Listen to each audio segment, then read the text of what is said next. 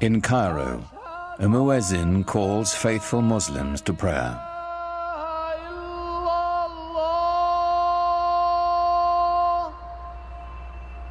It's the same call that sounds 5 times a day, every day, in cities across the world.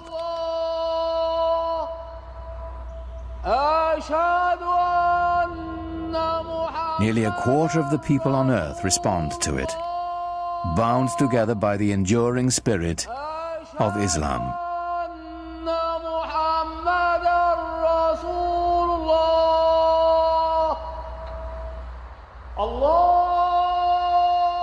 God is most great, the muezzin calls. I testify there is no other God but God. I testify Muhammad is the messenger of God.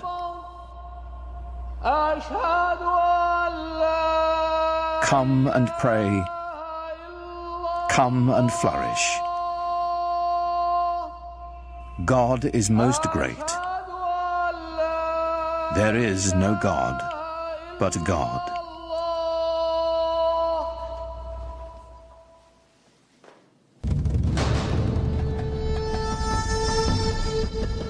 In the unfolding of history, Islamic civilization has been one of humanity's grandest achievements. A worldwide power founded simply on faith.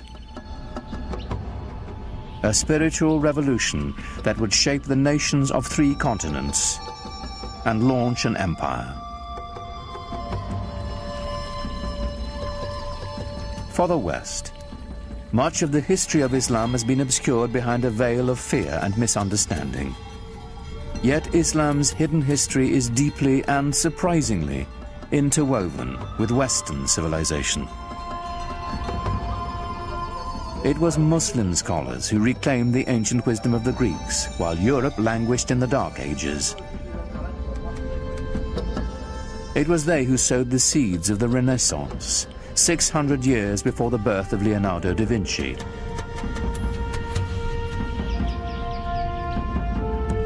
From the way we heal the sick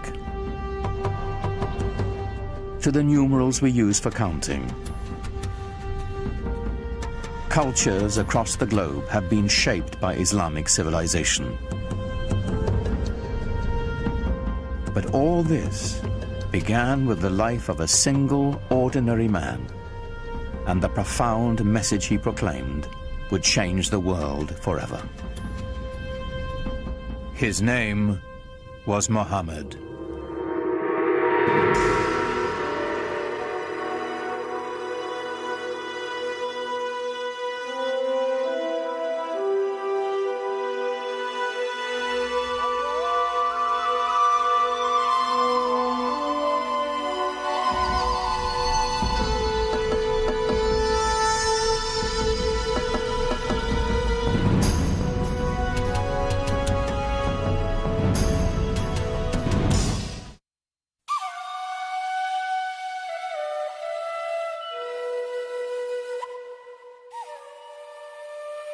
To Muslims, the life of Muhammad is a story revered, in its mysteries as much as its certainties, that our beliefs held sacred. Whatever we can tell about the Prophet, of course, is screened through the filter of what has been preserved over the centuries and what people have wanted to preserve. And it's very difficult to pull out from all of these different sources that are very adoring and the ordinary human being that the person that he was.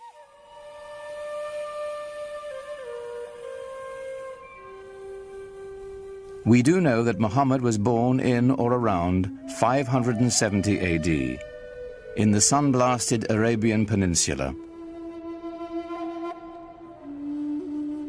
a land of savage scarcity whose Bedouin tribes were locked in a constant state of tribal war.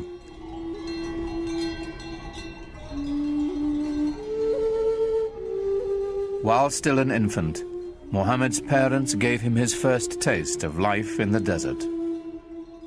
Muhammad was from a town, Mecca, but he was sent off to live with the Bedouin because the people, even in the town of Mecca, felt that the Bedouin were the holders of the deeper cultural Arab values.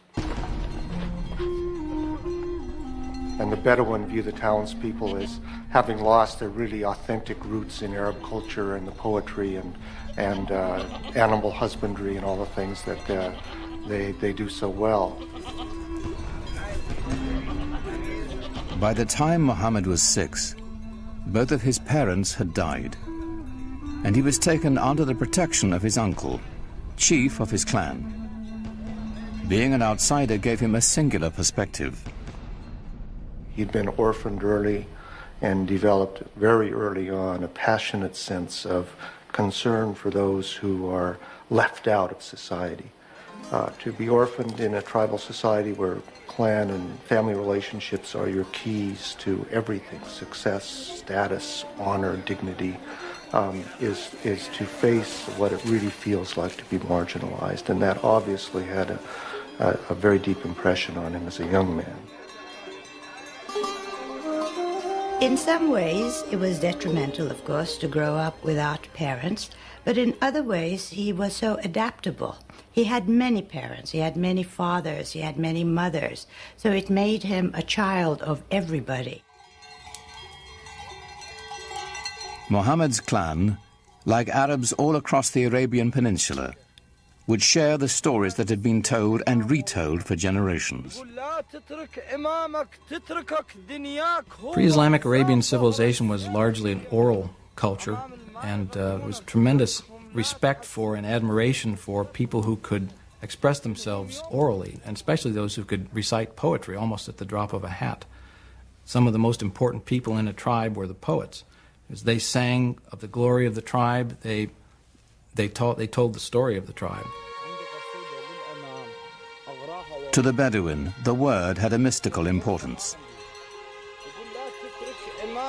Poets linked the tribe to its ancestors and celebrated values older than memory. Poetry was the sinew that bound the Bedouin together, celebrating their victories, lamenting their defeats.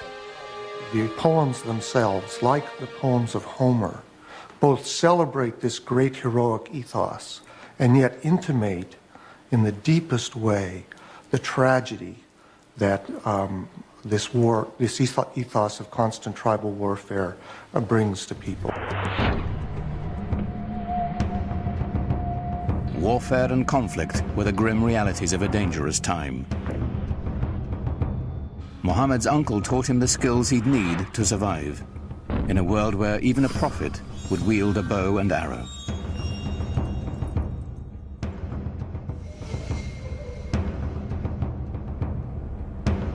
In a wilderness punished by the elements and bereft of water, rivalry over a single well could provoke a blood feud for generations. A real rivalry, real battles, and sometimes quite bloody. So the allegiance of individuals was to the family, immediately, and at a larger extent to the tribe. Without the tribe's protection, no one could endure. Scattered across the peninsula were countless factions, all embroiled in bitter struggles, each defending its precious grazing lands, trade routes, and most importantly, its wells. Well, you have to understand, and most of the lands are dry. And so water is something that's everyone always considers precious. For those of us in climates that are more heavily watered, it's difficult to understand the depth and the centrality of the symbol of water in societies that are desert and in which it only rains once or twice a year, and in which a little water makes the difference between life and death.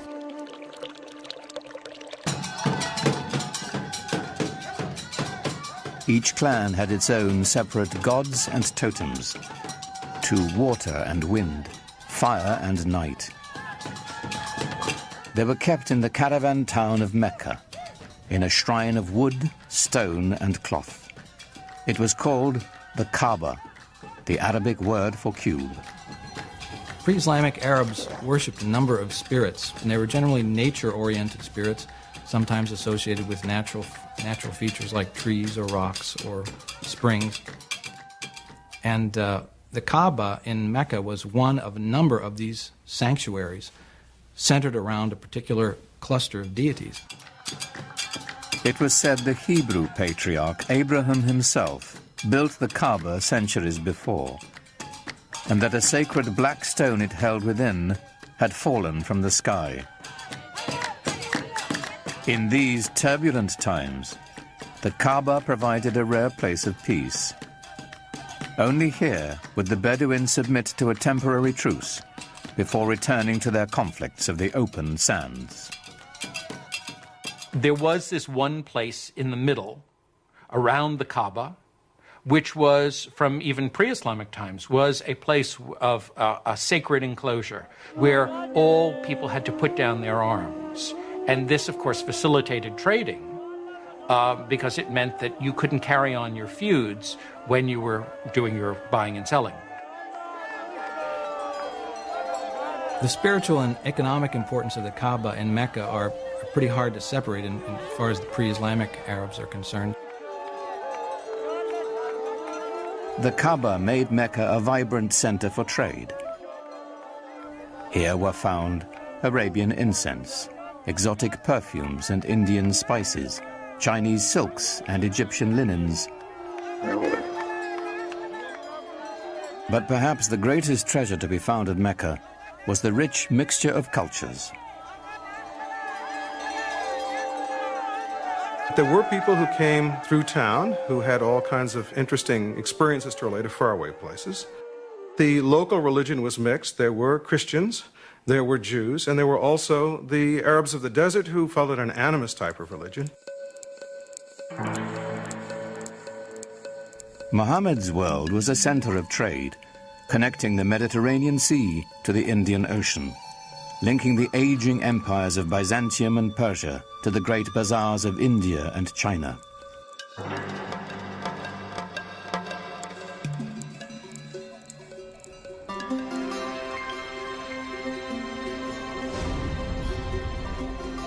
Muhammad became a merchant. In fact, he had a great flair for trade. At the age of 25, while leading a caravan northward to Syria, his talents caught the eye of the shipment's owner, a wealthy widow named Khadija. She was so taken with Muhammad, she proposed marriage. Khadija. Well, I think she was a mentor as well as a wife, a very strong lady who had her own business, and Muhammad was helping her out. So it was a wonderful partnership, and I'm sure he learned a lot from her. He had a tremendous amount of contact with merchants coming from different parts of the world, passing through the Arabian Peninsula. I think he was a very intelligent man, very open-minded, and he was able to communicate with a great variety of peoples. He must have had great charisma as well. Muhammad had a way with people and with resolving their disputes. Once, when the Kaaba fell into disrepair, the clan chieftains quarreled over who would have the honor of putting the sacred black stone back where it belonged. Before violence could erupt, Muhammad proposed an equitable solution.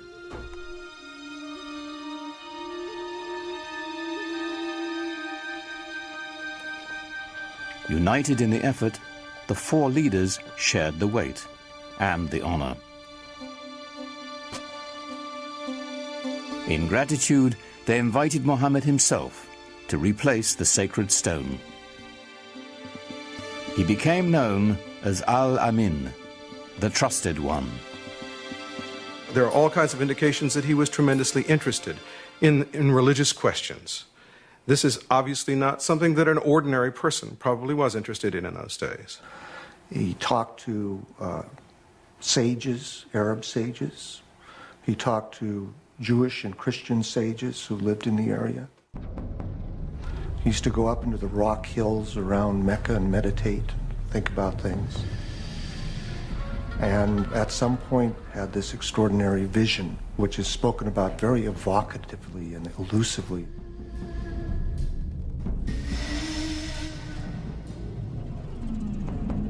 In a cave above Mecca, Muhammad had an experience that would be the defining moment of his life. An angel was said to appear before him in the form of a man, instructing him to recite in the name of God, the Almighty. For Muhammad, it was an encounter as profound as it was deeply disturbing. You get a sense of what it would be like to be a normal person in society, perhaps unusual in the sense of your intensity for things like social justice and finding out what the meaning of life is, but not being endowed with anything that would seem miraculous by your friends. And all of a sudden having this voice come to you and then come out of you as you speak it and recite it to other people. And that is the beginning of the prophetic career of Muhammad.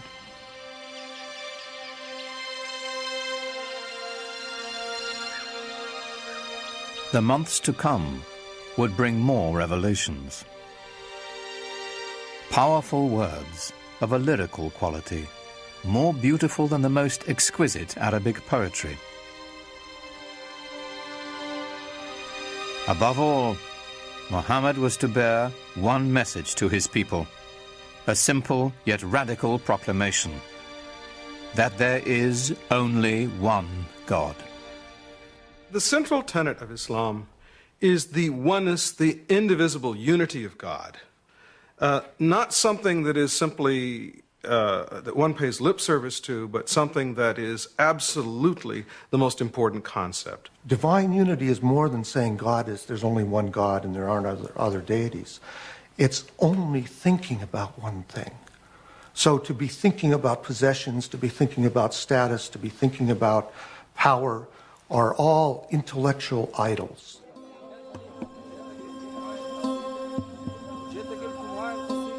The implications were staggering. One God meant one people. No more tribal divisions.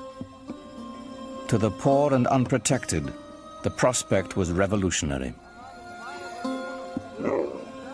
Seems to me that one of the most important things in his early teaching that isn't often talked about is the strong social justice message that he delivered. In Mecca of the time, there was an increasing separation between the haves and the have-nots. He insisted that this was not to be and that we should share the wealth, and it was this social justice message that I think that really got him a hearing among many of the folks. So coming with Islam, it was a new order, a new way of life. And it was a beautiful way of life because everybody was equal, black, white, men, women, children. So it had that type of universal appeal, which I think was the reason why Islam spread so rapidly. Many were moved by Muhammad's message as he began to speak out in the community.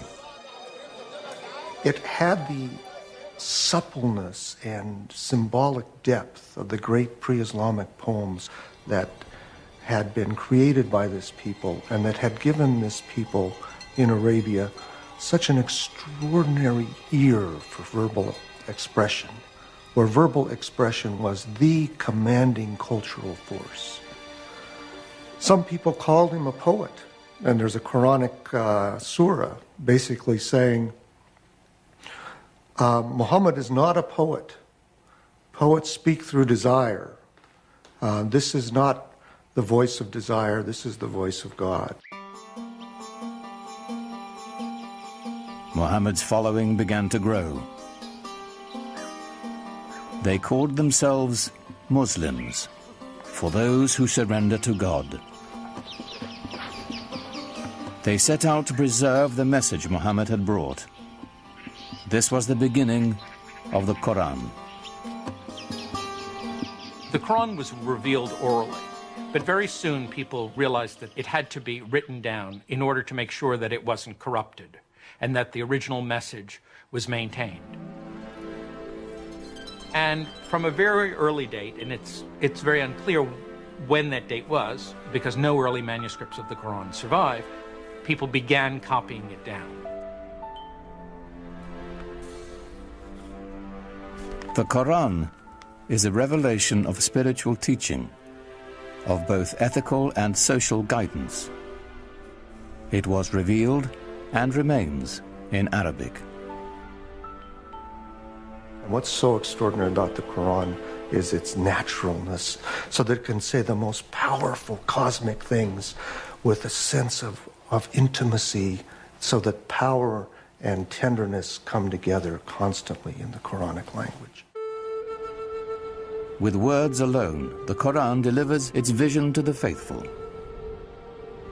Its imagery conjures a picture of the afterlife that resonates with all the power of traditional Bedouin poetry. Imagine yourself in the desert, surrounded by dust, by the glare of the sun. You wear cloaks to cover your body because the wind will just sear your skin right off your face. And you walk into an oasis. The temperature drops dramatically. There's a quiet there. The wind is no longer howling. Everywhere you look, you see green and color. The world of water and paradise are symbolically tied to one another. And the Quran can conjure that up with just a few briefly chosen words.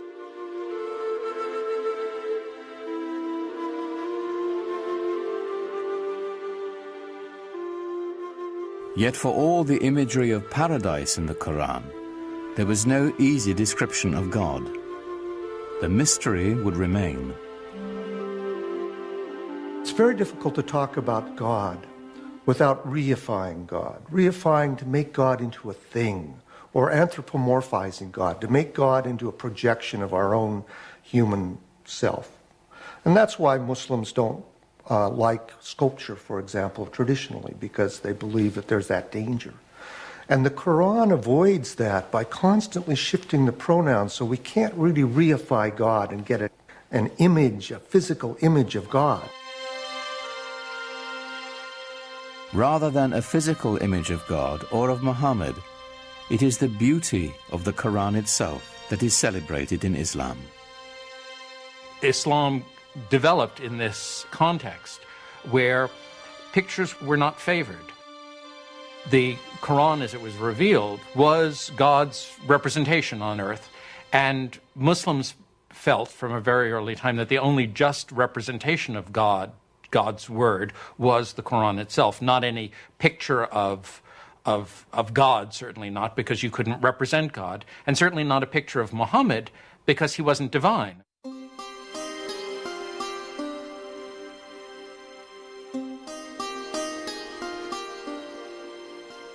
At certain times and places, people did make images of the Prophet Muhammad, but these are not religious images. These are not images meant to be worshipped. They're not images of a saint or of God. They are images of Muhammad as a historical figure. He's sort of given honor by having a very bright blue background or a white cloud near him, but he's not otherwise distinguished from the other characters in the story.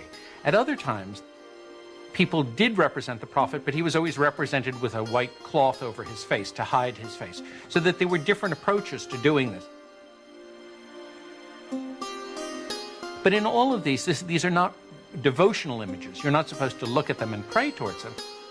You're to learn more about the history of your religion, with the emphasis on history from them. As Muhammad's community grew, so did the opposition. People, of course, were skeptical and said, look, if you're a prophet, where's your miracle? And the prophets in the Quran, Moses had miracles, Jesus had miracles. Where's your miracle? The Quranic answer to that challenge is, this is the miracle, this Quran. But that wasn't miracle enough for the people who defined themselves by the gods of their ancestors and the totems of their tribe. Their doubts increased. The idea of life after death appalled them. So the Quran presents people as really being skeptical. You mean to tell me that after I die and my body has gone back to the elements and I've been putrefied, that I'm going to be put back together again and brought back to life? That, of any of the messages in the Quran, that struck the people of Arabia as being the most hard to believe. Muhammad also spoke of eternal damnation for the unjust. He used the language of apocalyptic imagery, talking about the signs of the ends of time, when the mountains crumble, when the skies are rolled up like scrolls. Then you will know what responsibility you bear for your actions. There are references to those who are unjust going to the fire. To the non-believers, the divine reckoning Muhammad invoked was an outrage. His dismantling of their heritage and customs, deeply unsettling. It was a threat in several ways, to their social order, to their age-old traditions, and an economic threat because of the importance of the pilgrimage shrine of the Kaaba in Mecca. As Muhammad's following increased, the social fabric of the caravan city began to unravel. Business suffered as pilgrims and traders, worried for their safety, left town. The tribal leaders decided Muhammad and his message must be removed permanently. They didn't want him taking over. They didn't want him horning in on their control of the city. They made things very difficult for him, perhaps even plotted his assassination. They tried to keep him away from the Kaaba. They did everything they could to try to run him out of town. They demanded that Muhammad's uncle remove his clan's protection from the Prophet, which would clear the way for his murder without the threat of retribution. But his uncle refused. The battle lines were drawn. Nothing short of tribal war would settle the conflict now. Muhammad is clearly asked to do extraordinary things, to tell the Bedouin to give up many of their notions of multiple gods, to give up their attachment to their ancestors and their tribal warfare in the way they had, things that could and did make him the object of scorn, persecution, and an attack.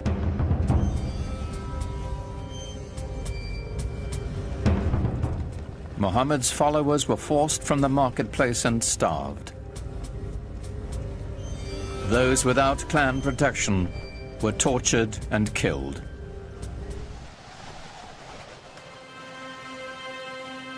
In 619 AD, Muhammad's wife, Khadija, died, and his uncle as well. Gone were his first great love and his only protector. Here at last was the opportunity his enemies had been waiting for. But in the lush oasis town of Yathrib, north of Mecca, a refuge opened to Muhammad and his people. Clan rivalries had become deadly in the town, and they desperately needed a peacemaker. They had heard that Muhammad was a very trustworthy man. They heard that he had great arbitration skills, and they thought, let's see if we can't get him up here and help us out. So they invited him.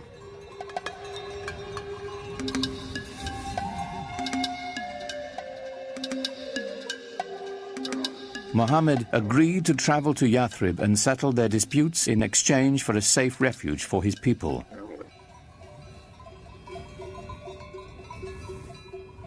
For Muhammad's followers, Leaving the place of their ancestors, their families and tribes, was the ultimate test of devotion.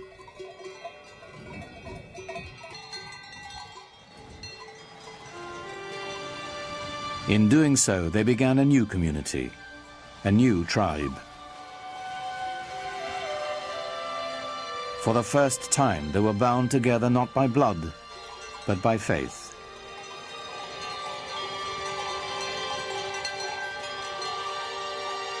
In the course of a single caravan journey, Islam marks its true beginnings. Their journey is known as the Hijrah. 622 in the Christian calendar marks the Muslim year 1.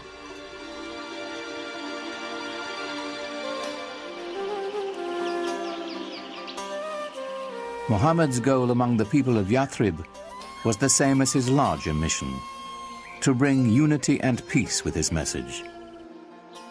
He was asked to be a Solomonic figure, to mediate tensions between tribes that seemed intractable.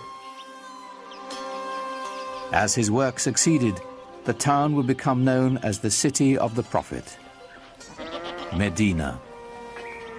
Muhammad's great task in Medina was to try and bring together these various groups and to try and forge a community of believers in a way that would bring people together in a sort of harmony. To the divided clans of Medina, Muhammad offered a vision of solidarity. But even as he spread the word of Islam, he didn't challenge the beliefs of other faiths. Islam sees itself in relationship to the earlier revealed religions of Judaism and Christianity and treats them as people of the book. It believes that God had revealed himself, his word, to mankind many times, to Moses, to Jesus, for example, but each time people went astray. Throughout the Quran, we have a sense of the humanity of Muhammad, his humbleness as a person, and the extraordinary challenge of the mission he was given by this divine revelation.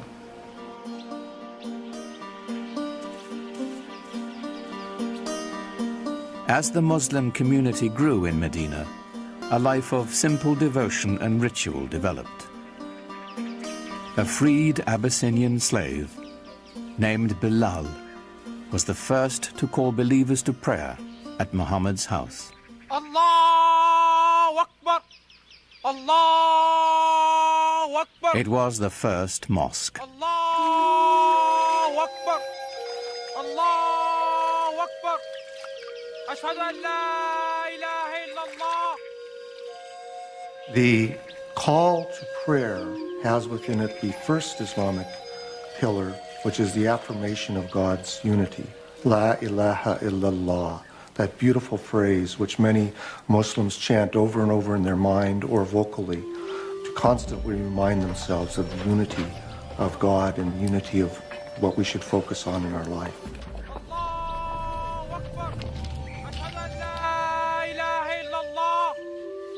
أشهد أن لا إله إلا الله أشهد أن محمدا رسول الله. Praying together is a good thing. It cements the idea of belonging to a movement, to a religion, to an organization, to a community.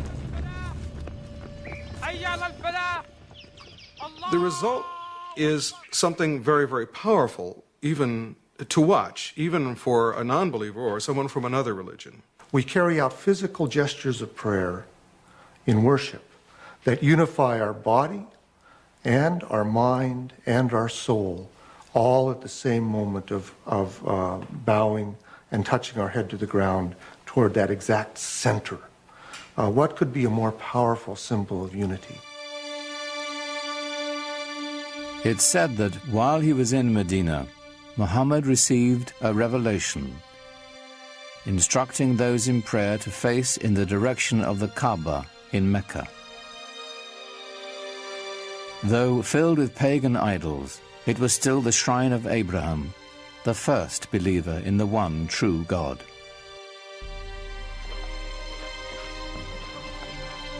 But even as the Muslims were praying toward Mecca, their enemies there were rallying in force. Their goal, to wipe out the Muslims.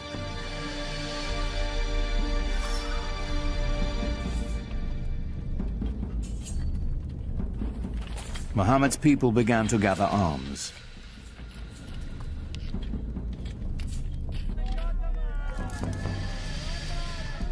Though the Muslims prepared as best they could, they were outnumbered and outmatched. They mustered a force of only 313, mostly old men and boys, with few weapons. While the approaching Meccans were heavily armed and 1,000 strong.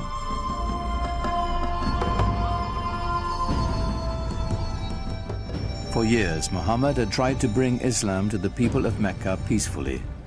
Now it was time to fight.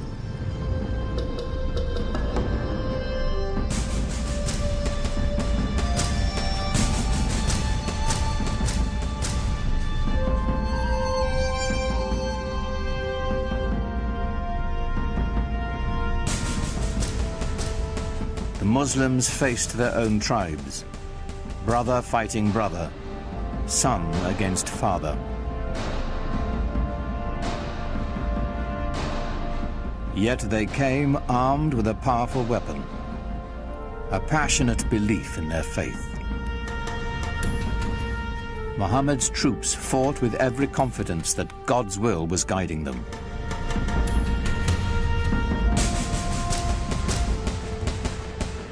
They fought 3 very, very bloody battles.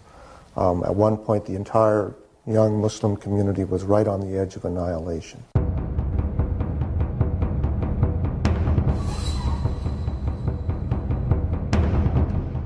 For 3 years, the Muslim army held out against staggering odds.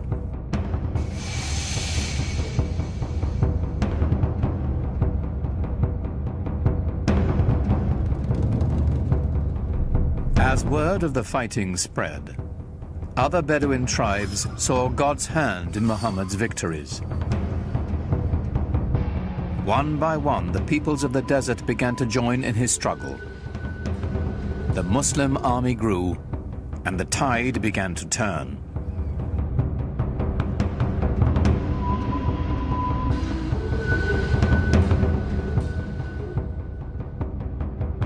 The Muslim forces advanced to the outskirts of Mecca.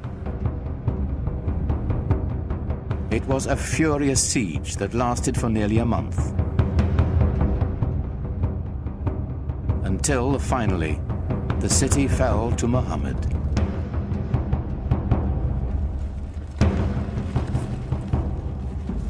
In 630 AD, the terrified people of Mecca braced for the onslaught. Muhammad's army was returning home, now 10,000 strong.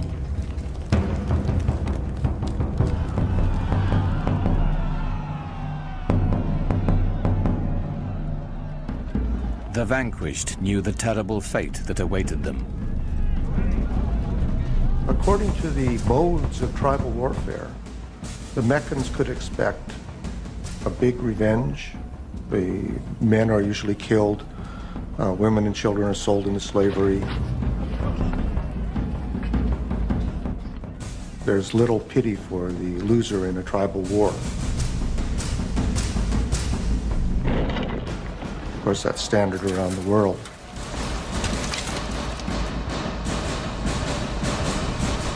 But Muhammad had a surprise in store for the fallen city. When Muhammad came into Mecca, and not only did not carry out a bloody revenge, but actually embraced the very Meccans who had fought him for 3 years and attempted to annihilate him, it was very shocking to the people in his milieu. So within the very founding of a religion, one finds episodes of great generosity, often extraordinary acts of of kindness and mercy. But not all of Mecca escaped Muhammad's wrath. Flush with victory, his troops marched straight to the Kaaba. 7 times they circled the shrine, as those who had come to seek its protection appealed to their idols. But it was not the pagan people Muhammad had come to destroy. It was their gods. He raised his staff, and the tribal gods of his ancestors smashed into dust. When Muhammad entered Mecca and entered the shrine and destroyed the idols in the shrine, this is of great cultural and symbolic importance in Islam.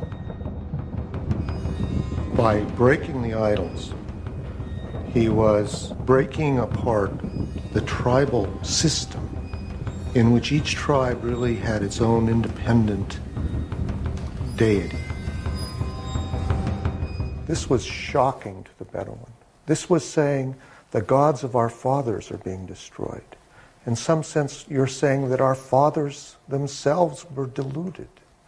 How can you say this in a tradition in which relationships to one's father and tribe were primary? So this act of iconoclasm then is seen as an act of prophetic violence that has just as much importance in Islamic tradition as Moses' breaking of the tablets when he saw the idolatry at Mount Sinai, or Jesus' casting the money sellers out of the temple.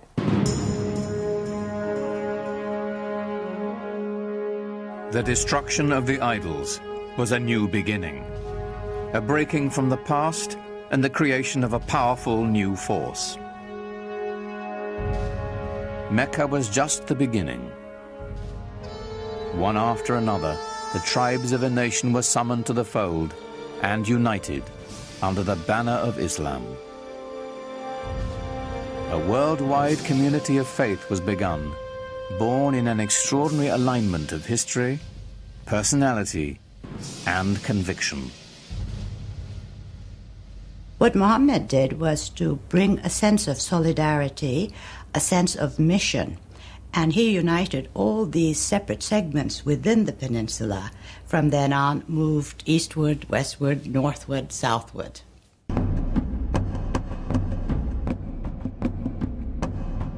The Muslims turned to the north, swept into present-day Lebanon and Syria.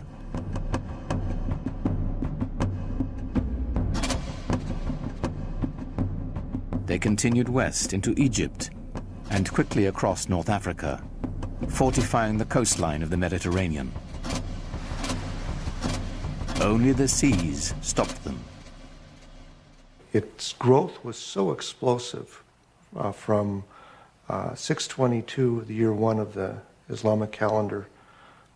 Within 50 years, people whose father had been camel herders were now governing one of the major empires in world history. Within 200 years, it extended from Spain to China. The Muslims absorbed the Sasanian Empire of Iran and 2/3 of the Christian Byzantine Empire. By now, the empire was larger than Rome. It stretched from Morocco in the west to the Indus River in the east, where the border of India is today.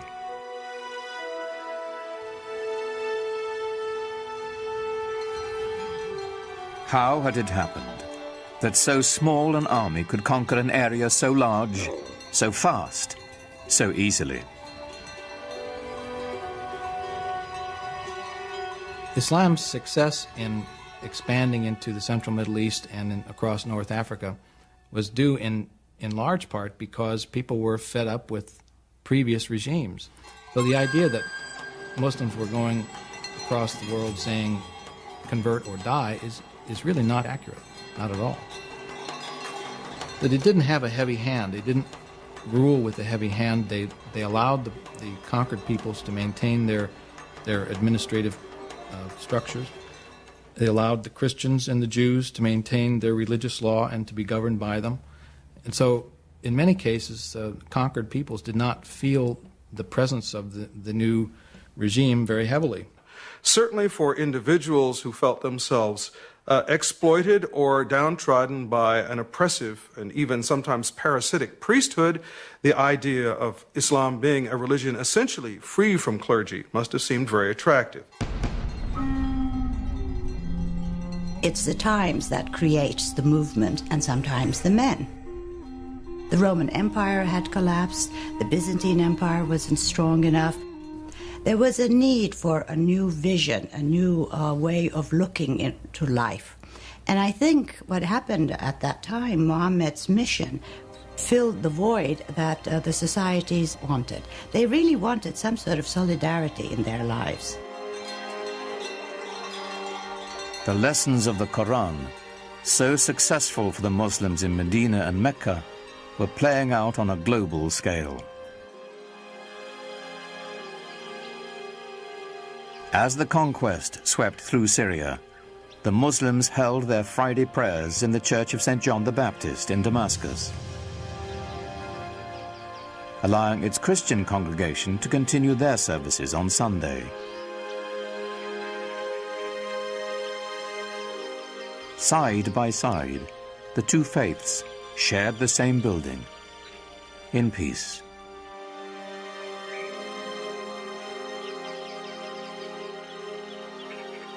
As the Muslim community grew, they bought the old church from the Christian congregation and built a huge mosque on the site.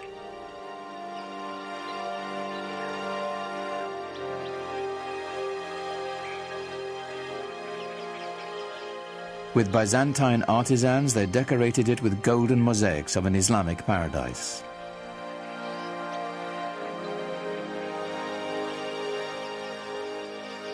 The Great Mosque of Damascus would become a model for new mosques to come, all across the empire.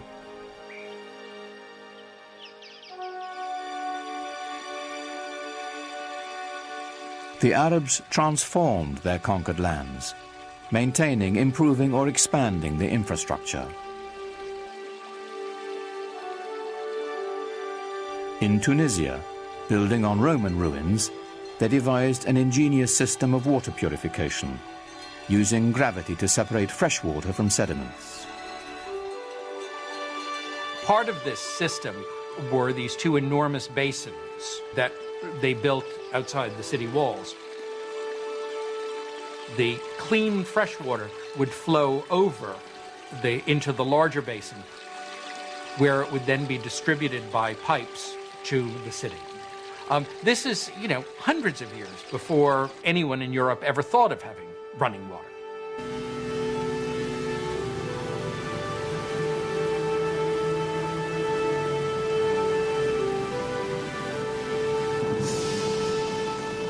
All over you find schemes for bringing water from the mountains where there was more water to the plains where there might be less water.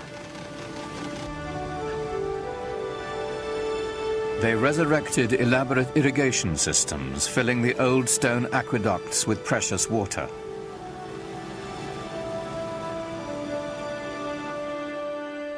Agriculture flourished as life-giving staples like wheat were introduced to the Mediterranean region.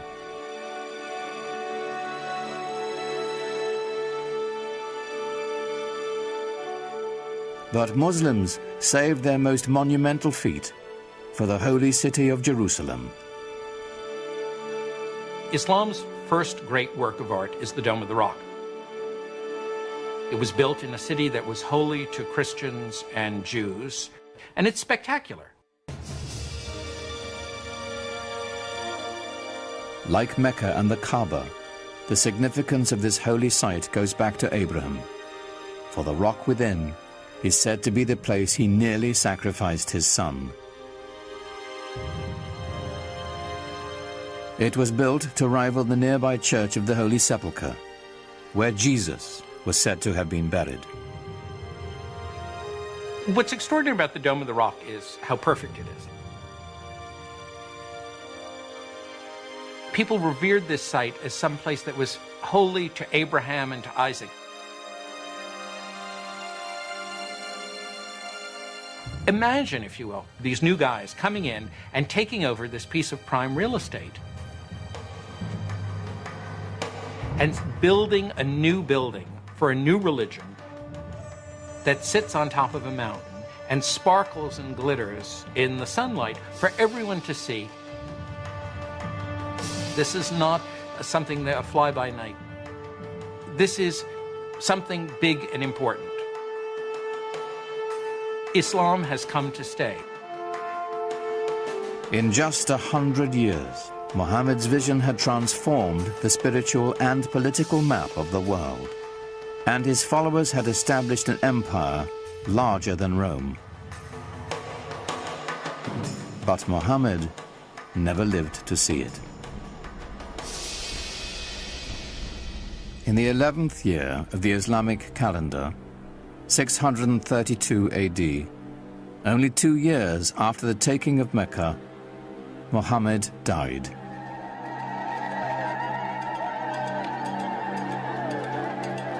Medina fell into despair.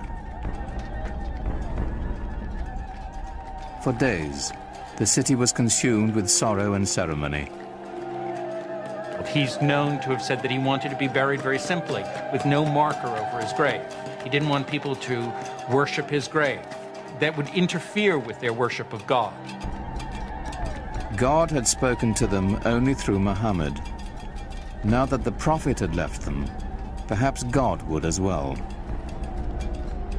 Muhammad's death set up a crisis in the young Islamic community. The question of succession was the first thing that really occupied people's concerns. At this point, there was a divergence of opinion as to how the community should go about choosing a new leader. According to the Shiites, the faction, the Shia of Ali, Muhammad had indeed designated Ali, his son-in-law and cousin, as his successor. The opinion that came to be the majority opinion, or the Sunni opinion, held that Muhammad had not appointed a successor during his life, but had said, after I am gone, choose one from among your peers, from among the elders. And from the house there came out the man who would be his successor, Abu Bakr. And he addressed the people and said, if you worship Muhammad, know that he is dead. If you worship God, know that he lives forever. Here was the secret to Islam's strength and profound influence. The unifying power of one God, merciful and compassionate, the power of one people, bound by a common faith. Muhammad did not lead the conquest or create the empire to come. The transforming power of his message did. Out of that message would spring a font of knowledge that would transform humanity, as Islam continued to spread its reach far and wide. Awaiting the Muslims would be a new age. They would be destined for enlightenment, for new horizons, and a clash of great powers, the like of which the world had never seen.